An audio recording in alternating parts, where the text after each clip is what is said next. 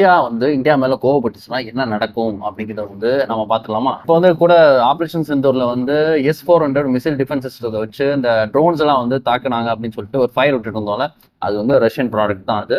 So அதே மாதிரி 36% military equipments அங்கேருந்து நம்ம வாங்கிட்டு இருக்கோம். ஸோ அது மட்டும் இல்லாம நீர்மூழ்கி கப்பல், அதுக்கப்புறம் கூடங்குளம் அணுமின் நிலையமா, அதுல கூட ரஷ்யாவோட ஒரு இன்வெஸ்ட்மெண்ட்ஸ் இருக்கு அதுல.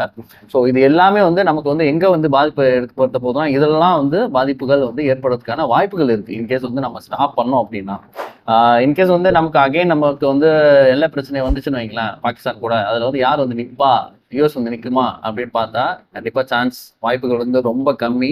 1971 இந்தியா பாகிஸ்தான் வார் நடந்தப்ப கூட இருந்ததும் ரஷ்யா தான். அதே மாதிரி இனிமே ஏதாவது வார் நடந்தாலும் ரஷ்யா தான் நிற்கும்.